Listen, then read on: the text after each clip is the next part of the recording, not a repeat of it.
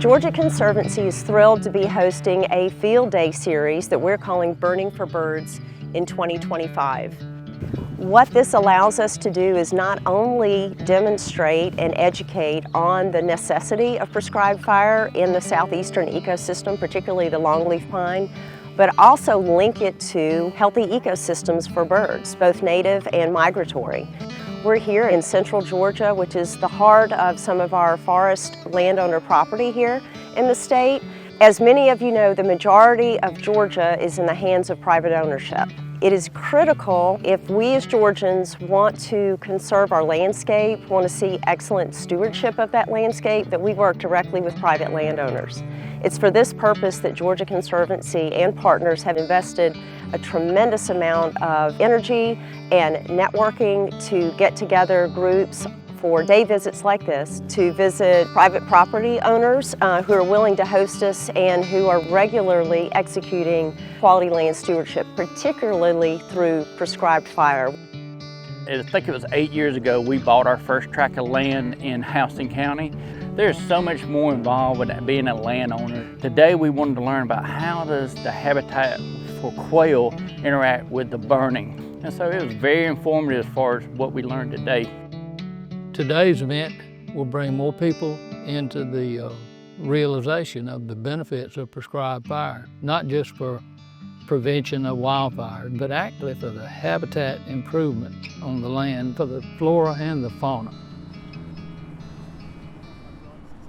You're leaving the leaves out throughout the winter. These birds are foraging a ton down in that leaf litter, just like brown thrushes and other birds like that. But they'll go down and they'll kick through the leaf litter, pick up insects. And so having that cover on the ground through portions of the winter, or having a fire regime that includes areas that don't get burned, so you're not burning everything at once, creates kind of a mosaic of habitats that's really important for supporting, a greater range of species, and in particular the eastern towhee.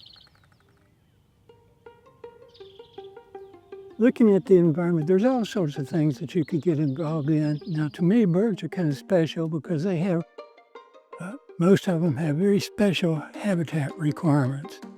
And what we did here today was look at several different habitats that are homes to specific species of birds.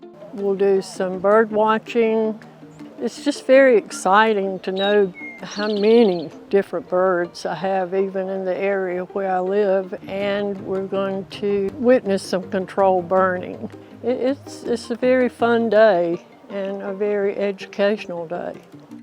It may seem counterintuitive to intentionally set a fire. If you're not familiar with the longleaf pine ecosystem, you may not be aware that the longleaf pine needs the heat to thrive and continue its growth, but also to minimize the competing growth around it.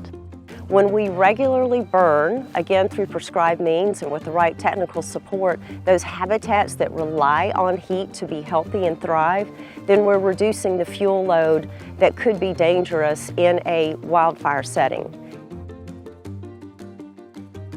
We got the email that came out from Georgia Conservancy, and which actually put everything together for us, and brought quail forever together with DNR, with the Forestry Commission, and put these groups together today, so that way when we got here, we had all these different entities with the information that we could pull from today, and a side conversation with the Forestry Commissioner, side conversation with the Quail Forever guy, and DNR and stuff, and having those one-on-one conversations or having them available, it was just a great opportunity to be able to come out today and spend that time with them and get that knowledge.